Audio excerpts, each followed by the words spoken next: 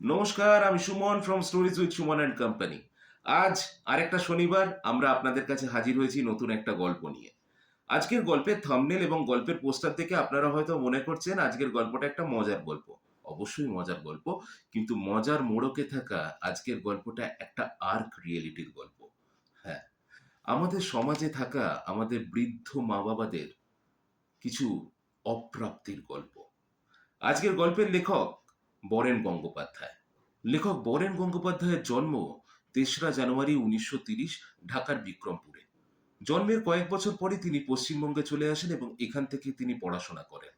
পরবর্তীকালে তিনি সুন্দরবনে বেশ অনেক বছর কাটিয়েছিলেন এবং সুন্দরবনের ওপরে বেস করে তার লেখা দুটি উপন্যাস খুবই বিখ্যাত, বাগদা এবং বনবিবির উপাখ্যান। এছাড়াও কাক, বেশপতি এবং বষ্টমীর গঙ্গা যাত্রা এই ধরনের ছোট গল্পও তিনি লিখেছেন। প্রচুর সংবাদপত্রে তিনি কাজ করেছেন এবং সাংবাদিকতাও করেছেন। তো আজকের গল্প বরেন গঙ্গোপাধ্যায়ের লেখা লোভ। তাহলে বেশি কথা নয়, আজকের গল্পটা শুনুন। শুরু হচ্ছে আজকের গল্প।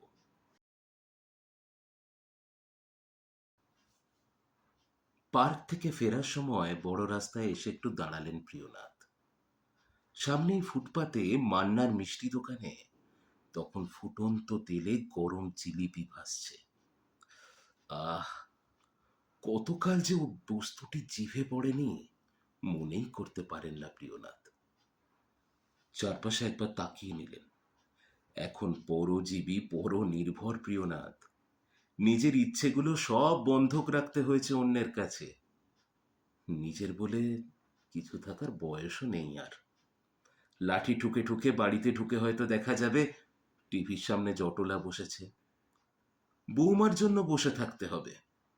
কখন একটু চা জোটে, কখন একটু প্রসন্ন মুখে বৌমা বলবে, বাবা এসেছেন, হাত মুখ ধুয়ে নিয়েছেন তো, এই নিন আপনার চা। কিন্তু বৌমা তো বলবে, ও চলে এসছেন, এখনই চা দিতে হবে? বাবা, সারা রাজ্য তো ঘুরে এলেন। বড়ই শাসনে থাকতে হয় আজকাল। কিংবা ছেলে বলবে, দেখেছো সোয়েটার পরে বেরোনি কেন? বলেছি না সোয়েটার পরে বেরোবে, বুকে ঠান্ডা লাগিয়ে আবার বুঝি বিছানায় পড়তে চাও নাকি? আর বৌমা বলবে, সেবার আপনার পেছনে ফালতু কতগুলো টাকা খরচা হয়ে গেল, আপনি না কি যেন একটা। না না, সেসব কথা ভুলে যাবেন কি করে প্রিয়নাথ? সেবার যে ঠান্ডা লেগে বিছানায় পড়তে হয়েছিল, সে কি তার নিজের দোষে? অমন বৃষ্টিতে উনি ইচ্ছে করে ভিজেছিলেন নাকি? ছোট নাতি টুপুকে খুঁজতে গিয়েই তো ওর সেই বিপত্তি। কি বৃষ্টি, কি বৃষ্টি! অমন বৃষ্টিতে ছাতার সাধ্য কি যে তাকে বাঁচায়। একটা দীর্ঘ নিঃশ্বাস ছাড়লেন প্রিয়নাথ। ফুটন্ত জিলিপিগুলো ভারী অদ্ভুতভাবে ভাসছে। পাশের ট্রেতে স্তূপীকৃত জিলিপি। আহা, গোটা কয়েক যদি জিভে ছোঁয়ানো যেত না! এই সন্ধে টুক করে কয়েকটা খেয়ে গেলে কেমন হয়? আবার এপাশ ওপাশ তাকিয়ে নিলেন প্রিয়নাথ। আর এই সময় তার মনে হলো, "এ, মান্নাকে বাকিতে দিতে চাইবে? যা হাড় কিপটে মানুষ ও!" কি করবেন ঠিক বুঝতে পারছিলেন না প্রিয়নাথ। অথচ রসনা বড়ই দায়। একবার ভাবলেন যে মান্নাকে বলেই দেখি না, গোটা চারেক পেলেই তো আমার খাওয়া হয়ে যাবে। গোটা চারেক জিলিপি ক পয়সাই বা দাম হবে, পয়সাটা না হয় খোকার কাছ থেকে চেয়ে নিয়ে কাল ওকে দিয়ে দেব। সঙ্গে সঙ্গে মনে হলো, খোকার কাছে কি হাত পাতলে খোকা দেবে? উম, হয়তো জিজ্ঞাসা করবে পয়সা দিয়ে কি করবে। সবচেয়ে বড় কথা, এই কথাটা যদি বৌমা টের পেয়ে যায়, তাহলে তো উঠতে বসতে চ্যাটাং চ্যাটাং কথা শোনাবে। আর জিলিপি খাওয়ার কথা জানতে পারলে তো প্রিয়নাথের আর রক্ষে থাকবে না। হঠাৎ চমকে উঠলেন প্রিয়নাথ। মান্না খানিকটা এগিয়ে এসছে প্রিয়নাথের দিকে। কি হলো দাদু, কি দেখছেন? প্রিয়নাথ একটু থতমত খেয়ে হাসার চেষ্টা করেন। ইয়ে, এ, বলছি, জিলিপি ভাজ্য বুঝি? চমৎকার সাইজ করেছো কিন্তু। মান্না একটা বিড়ি ধরায়, বলে, আরে ভেতরে এসে বসুন না, বাইরে কেন? পার্কে হাঁটতে গিয়েছিলেন বুঝি? প্রিয়নাথ কিছুটা ভরসা পান, বলেন, ইয়ে, তা যখন বলছো, একটু বসেই যাই নয়। লাঠিতে ভর দিয়ে দোকানের ভেতর ঢুকে পড়েন প্রিয়নাথ।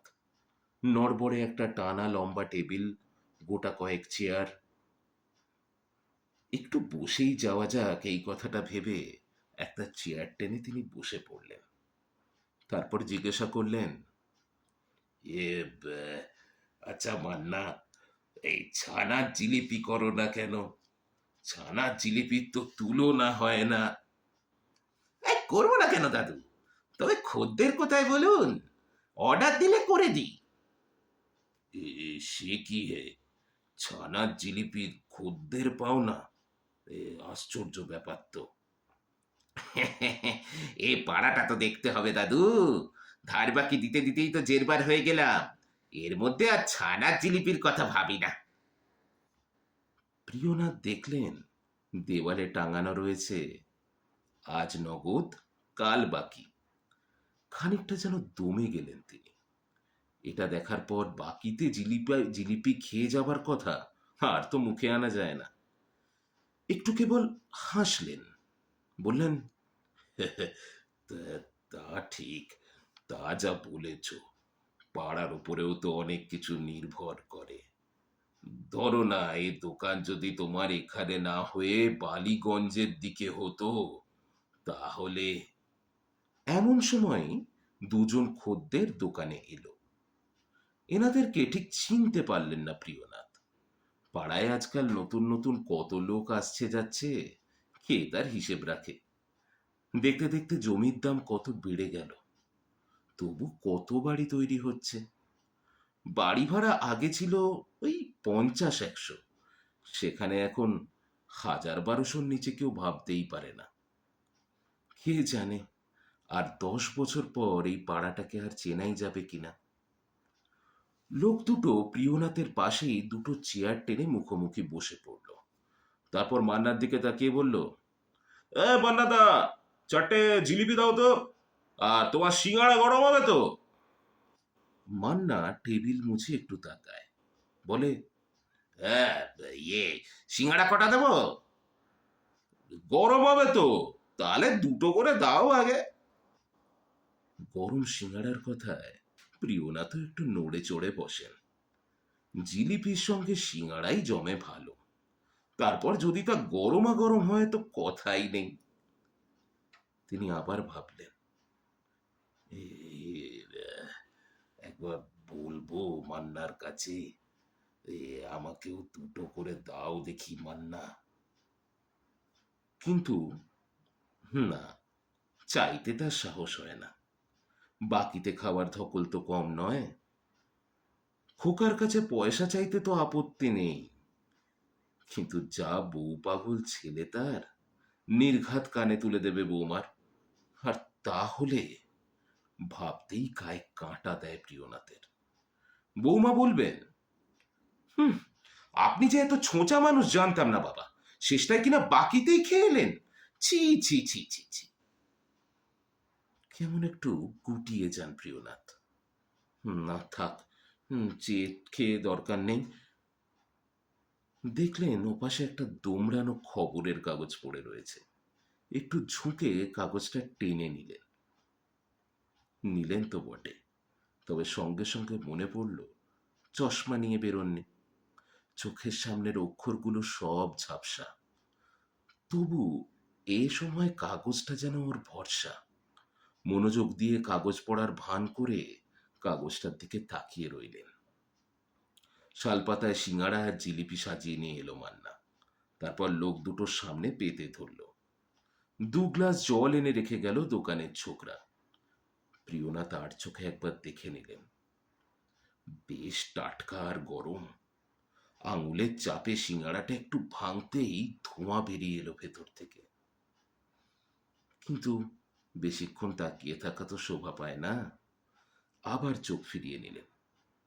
তারপর আবার মান্নাকে জিজ্ঞাসা করলেন, এ বিয়ে মান্না, তুমি চা করো না? না না দাদু, চা ফা বড় ঝামেলা, ওই সামাল দিতে পারি না, এর মধ্যে আবার চা করতে গেলে সামলাতে পারবো না। তবে আপনি যদি খেতে চান আনিয়ে দিতে পারি কিন্তু। এ না না না, আমার জন্য না। আমি তো বাপু এখনই বাড়ি গিয়ে চা খাবো। তাছাড়া আমার চা মানে তো বোঝো, চিনি থাকবে না, দুধ থাকবে না, অনেক ব্যাপার। এখন কি আর সে বয়স আছে হে? বয়স তো আর কম হলো না। আমি কিন্তু ফার্স্ট ওয়ার্ল্ড ওয়ার দেখা মানুষ বাপু। জিলিপি মুখে পুড়তে পুড়তে ওপাশ থেকে একজন তাকালো প্রিয়নাথের দিকে। তারপর যেন গায়ে পড়ে আলাপ জমাবার জন্য বলল, 40-এর পর সবার চিনি ছেড়ে দেওয়া উচিত।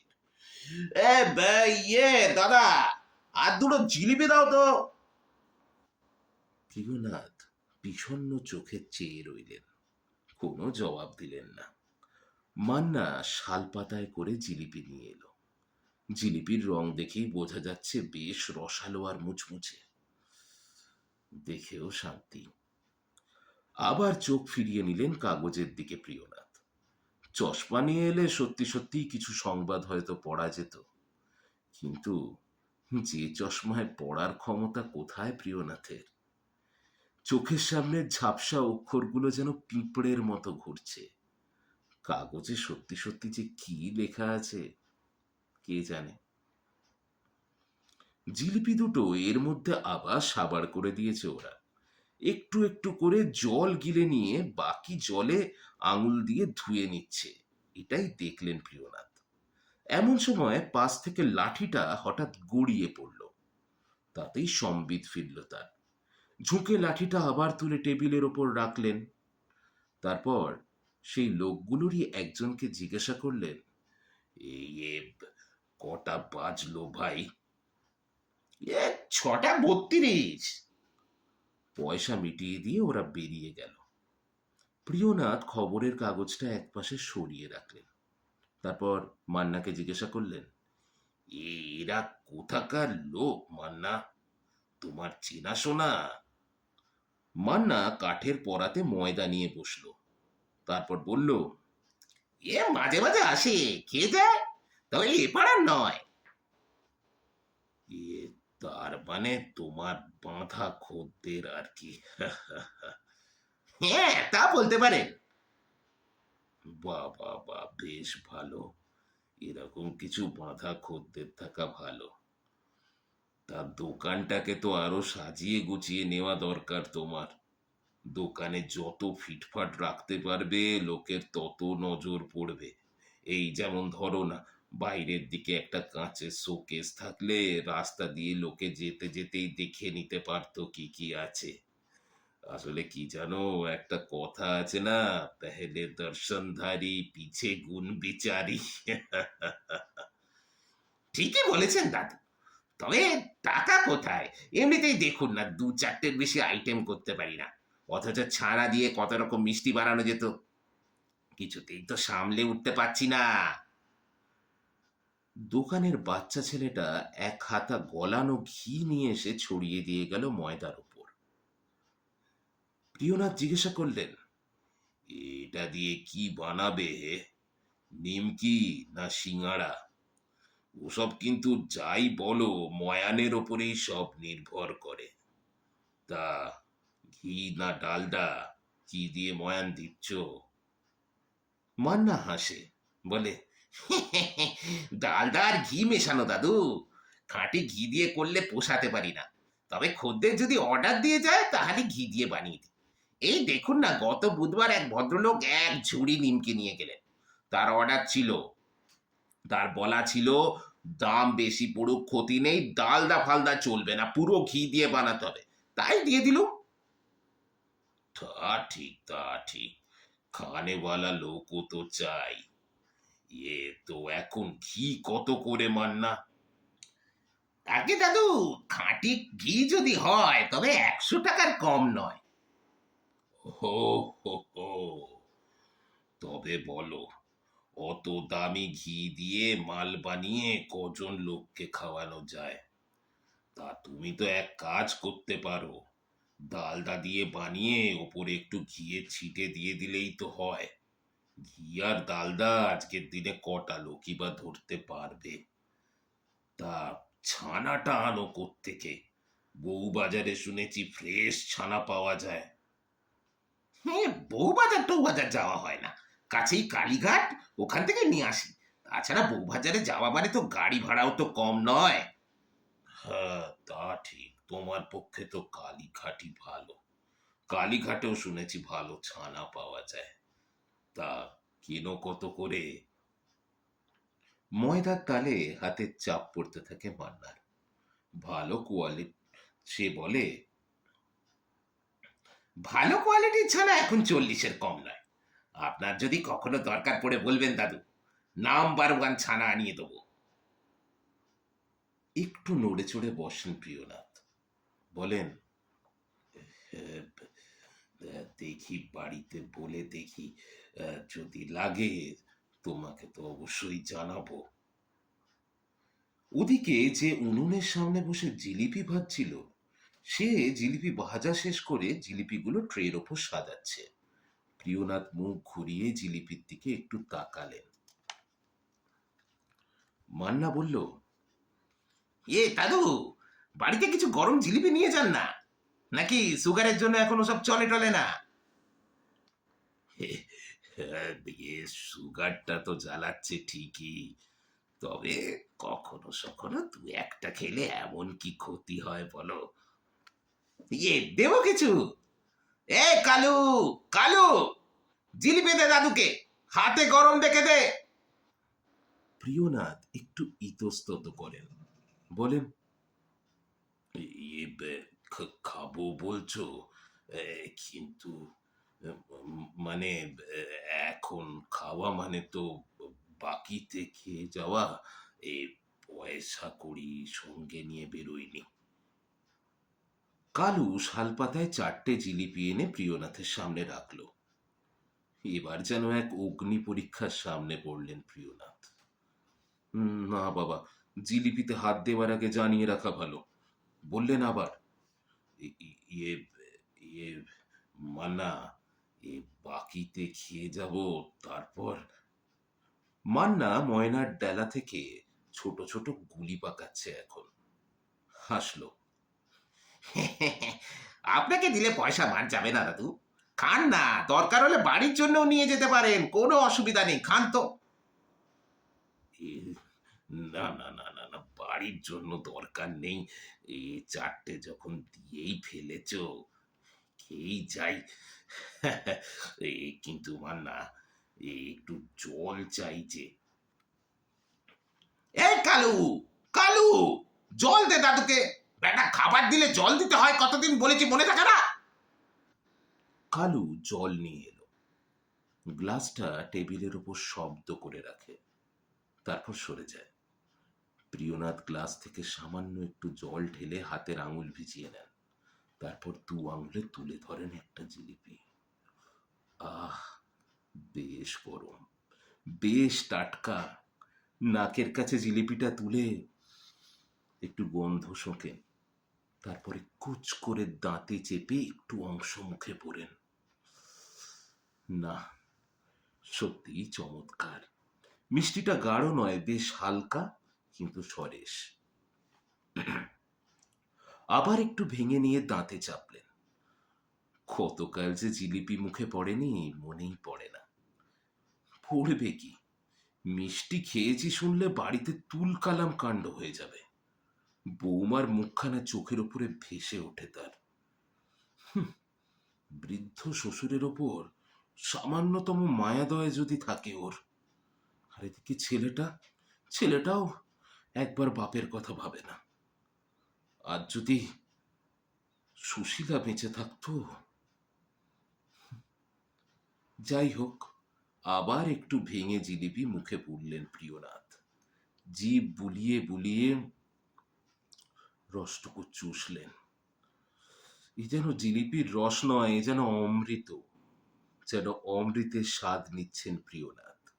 মাঝে সাঝে এরকম কিছু না খেয়ে বেঁচে থাকার কোনো মানে হয় কি?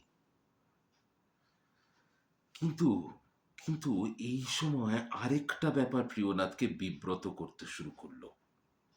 এই ভেবে এর দামটা জিজ্ঞাসা করে নেওয়া আগে উচিত ছিল।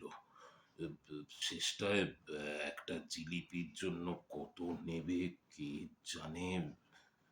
পরক্ষণে আবার মনে হলো, ধুর ধুর ধুর, চারটে তো মাত্র জিলিপি, কত আর চাইবে। দরকার হলে বাড়িতে ঢুকে লক্ষ্মীর তাক থেকেই ও কটা পয়সা হাতড়িয়ে এনে মান্নার হাতে তুলে দেবো। না হয় খোকার কাছ থেকেই চেয়ে নেবো। দু একটা টাকাও কি চাইলে দেবে না খোকা? হুম, ছেলেটাকে তো কোলে পিঠে করে মানুষ করতে করতে বুড়ো হয়ে গেলাম। হুঁ, বুড়ো বাপের এইটুকু আর্জি ছেলে কি রাখবে না নাকি? আহ, হতে পারে না, এ হতে পারে না। একটু জল কিনলেন প্রিয়নাথ, আবার একটু ভেঙে নিয়ে মুখে পুরলেন।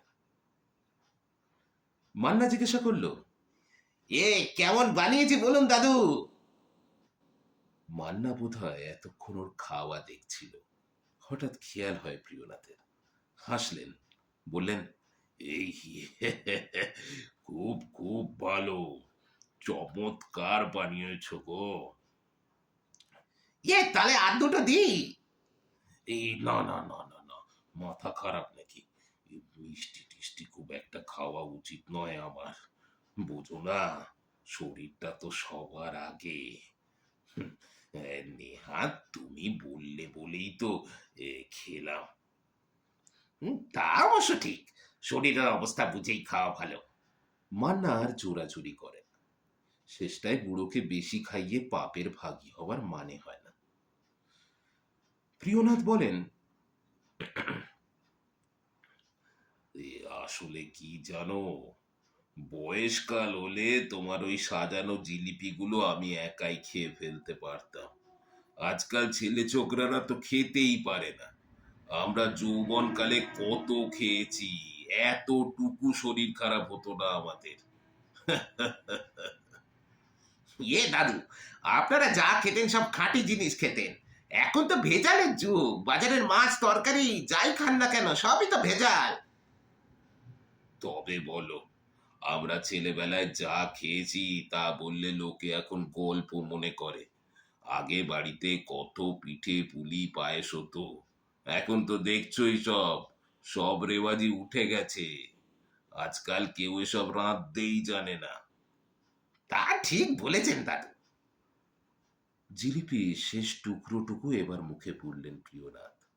আবার এক ঢোক জল খেলেন। তারপরে হাতের রসটুকু জল দিয়ে ধুয়ে ফেললেন। তারপর মান্নাকে শুধুলেন, এ এ তোমার কাছে ঘড়ি নেই মান্না? এই কটা বাজলো বলো দেখি। কটা আর হবে, এই 7টা সোয়া 7টা হতে পারে। এই 7টা বেজে গেছে। এ, না না না, এবার তাহলে আমি উঠি মান্না। একটু দেরি করে ফিরলেই যা খিচখিচ হয় বাড়িতে, তার বলার নয়। প্রিয়নাথ উঠে দাঁড়ালেন, লাঠিটা হাতে তুলে নিলেন, বললেন, "এ আমি কালই তাহলে তোমাকে দামটা দিয়ে যাব খন, হ্যাঁ? বলছি কত দিতে হবে গো?" বলেছি না আপনাকে, পয়সার জন্য ভাববেন না দাদু। মাত্র একটা টাকা, ও আপনি যখন পারেন দেবেন তো, কোনো অসুবিধা নেই। প্রিয়নাথের চোখে মুখে খানিকটা কৃতজ্ঞতা ছড়িয়ে পড়ল। হেসে বিদায় জানালেন মান্নাকে। ঠিক আছে, তাহলে চলি হে, ওই কথাই রইল। আসুন দাদু, সাবধানে যাবেন। প্রিয়নাথ লাঠি ঠুকে দোকান থেকে রাস্তায় নেমে পড়লেন। রাস্তায় নিয়ন লাইট জ্বলছে, গাড়ি ঘোড়া ছুটছে, পরিচিত কাউকেই চোখে পড়ল না তার। তিনি হাঁপ ছাড়লেন। যাক বাবা, বাঁচা গেল, কেউ মনে হয় দেখেনি। বাড়ির দিকে এগোতে শুরু করলো প্রিয়নাথ। মিনিট সাতেকের মধ্যেই বাড়ির দরজার সামনে এসে চমকে উঠলেন। পেছনেই তার খোকা, সেও তখন বাড়িতে ঢুকছে একই সাথে। প্রিয়নাথকে দেখে ছেলে বলল, এত রাত করে ফিরছ, কোথায় গিয়েছিলে? খোকা কি তবে ওকে মান্নার দোকানে জিলিপি খেতে দেখেছে নাকি? সত্যি কথাটা বলা উচিত হবে কিনা বুঝতে পারেন না প্রিয়নাথ। বোকার মতো একটু হাসলেন তিনি। ইয়ে, হাসছো কেন? কোথায় গিয়েছিলে? মান্না একটু ডাকলো, তাই। মান্না মানে মিষ্টির দোকানে? হ্যাঁ, দোকানে একটু বসতে বললো, জিলিপি ভাজছিল, তাই ঠিক দেখে এলে। হাহ, খেয়ে এলে তাই তো? দারুণ দারুণ দারুণ দারুণ। আমি খেতে চেয়েছিলাম নাকি? এ, জোর করে চারটে খাইয়ে দিল। হুঁ, খাইয়ে দিল তোমাকে জোর করে, বিনে পয়সায়? দারুণ দারুণ দারুণ। হুঁ, কিছু বলার নেই, আমার কিচ্ছু বলার নেই তোমাকে। খোকা আর কথা বাড়ালো না, পাশ কাটিয়ে বাড়ির ভেতর ঢুকে পড়ল। থমকে দাঁড়িয়ে রইলেন প্রিয়নাথ। এ যেন এ যেন ছেলের হাতে ধরা পড়ে যাওয়া। ছি ছি ছি, এভাবে এভাবে বেঁচে থাকার মানে হয়? তারপর লাঠিটাকে আলতো করে তুলে নিয়ে চোরের মতো নিঃশব্দে প্রিয়নাথ বাড়ির ভেতর ঢুকলেন। চারটে মাত্র জিলিপি। ছি ছি ছি ছি, না খেলেই বুঝি ভালো হতো। সারা মুখে প্রিয়নাথের কেমন একটা বিস্বাদ ছড়িয়ে পড়ল যেন।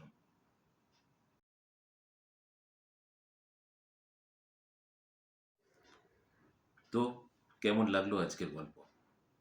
দেখুন, আজকের গল্পটা আমার খুব খুব খুব কাছের একটা গল্প। কারণ এই গল্পটা আমার মতে আমাদের দৈনন্দিন সমাজ ব্যবস্থার, এখনকার সমাজ ব্যবস্থার একটা প্রতিচ্ছবি।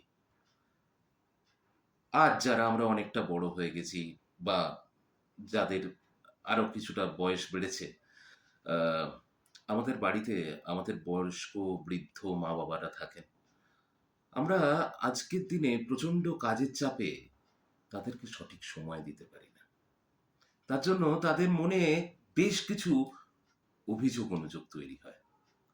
সত্যি কথা বলতে গেলে তাদের এই অভিযোগ অনুযোগগুলো কিন্তু ভালোবাসার অভিযোগ, ভালোবাসার অনুযোগ। এর মধ্যে কিন্তু ভালোবাসাই মিশে রয়েছে। তারাও কিন্তু জানেন যে আপনি কেন তাকে সময় দিতে পারছেন না। কিন্তু বাচ্চারা যেমন অবুঝ হয়, তেমনি মানুষ বৃদ্ধ হলে তারাও খানিকটা বাচ্চাদের মতো হয়ে যান, তারাও খানিকটা অবুঝ হয়ে পড়েন। তাই আমার মনে হয় যে আমাদের সবার, আমাদের মা বাবাদের সঙ্গে, বিশেষ করে যাদের বাড়িতে বৃদ্ধ মা বাবা রয়েছে, তাদের সঙ্গে কিছুটা সময় কাটানো খুব খুব খুব জরুরি। আর ওই যে বললাম, তারা খানিকটা বাচ্চাদের মতো হয়ে যান। তো সেই জন্য, যেমন বাচ্চাদের অনেক ব্যাপারে অনেক বায়নাক্কা থাকে, আমাদেরও ছিল, যেগুলো আমাদের মা বাবা ছোটবেলায় আমাদের মিটিয়েছেন। তেমনি কিছু জিনিস ছোটবেলায় আমাদের জন্য তো খারাপ ছিল, সেগুলো আমাদের মা বাবা আমাদের করতে দিতেন না। কিন্তু দেখবেন মাঝে মধ্যে সেই জিনিসগুলো কিন্তু আমাদেরকে করতে দেওয়া হতো, সেই ছাড়টা কিন্তু দেওয়া হতো। তাই আজকে যখন মানুষ বৃদ্ধ হয়, ডাক্তারের অনেক বারণ থাকে, তাদের খাওয়া দাওয়া, তাদের লাইফস্টাইলের অনেক জিনিসে তাদের বারণ থাকে। আমি সেই যে জিনিসগুলো বারণ রয়েছে সেগুলো করতে বলছি না, কিন্তু এইটুকু বলছি, শেষ বয়সে এসে আমাদেরকে যেমন তারা আহ, ছোটবেলায় ছাড় দিয়েছিলেন কিছু কিছু ব্যাপার করার, আপনারাও কিন্তু তাদেরকে কিছু কিছু সময় সেই ছাড়টুকু দেবেন। এটা তাদের আত্মিক শান্তির কারণ হয়ে দাঁড়াবে। ঠিক আছে? আর একটা ছোট্ট কথা, দিনের শেষে এই বয়স্ক মা বাবারা আমাদের কাছ থেকে একটু সময়ই শুধু চান। তাদের মনের কথা দুটো বলার জন্য তাদের লোক লাগে, তাদের মনের কথা বলার জন্য, দুটো কথা শোনার জন্য লোক লাগে। সেটা যদি আমরা সন্তানরা করতে পারি, তাহলে তার থেকে বড় জিনিস আর কিছু হয় না। তাই আজকে স্টোরিজ উইথ সুমন অ্যান্ড কোম্পানির থেকে আমাদের সমস্ত দর্শক শ্রোতা বন্ধুদের কাছে আমাদের এই রিকোয়েস্ট রইল, আপনাদের বাড়িতে যাদের মা বাবা বৃদ্ধ বটগাছের মতো ছায়া হয়ে আছেন, যে কটা দিন আছেন সে কটা দিন তাদের সাথে থাকুন, চেষ্টা করুন। জানি প্রচণ্ড কাজের চাপ, জানি প্রচণ্ড স্ট্রেস যায়, সব কিছুর পরেও যে কটা দিন আছেন তাদের পাশে থাকুন, তাদের কথা শুনুন, তাদের আবদার শুনুন, কিছুটা মেটাবার চেষ্টা করুন। এই নোটে stories with Suman and company signing off for tonight. যেরকম আমাদের বুধবার নতুন কন্টেন্ট আসে সেরকম আসবে, আর শনিবার আমরা যেরকম গল্প নিয়ে আসি সেরকম ভাবে আসবো। আজকে আমার শো প্রডিউসার মৌমিতা চক্রবর্তীকে অনেক অনেক ধন্যবাদ। এছাড়া আমার গোটা টিম, সুমাশিস গুপ্ত, মৌমিতা চক্রবর্তী, পার্থ চক্রবর্তী, শুভম ঘোষ এবং শুভদীপ রেজকে আমার তরফ থেকে অনেক অনেক ধন্যবাদ। Thank you so much. আসছি পরের সপ্তাহে নতুন একটা গল্প নিয়ে। Thank you.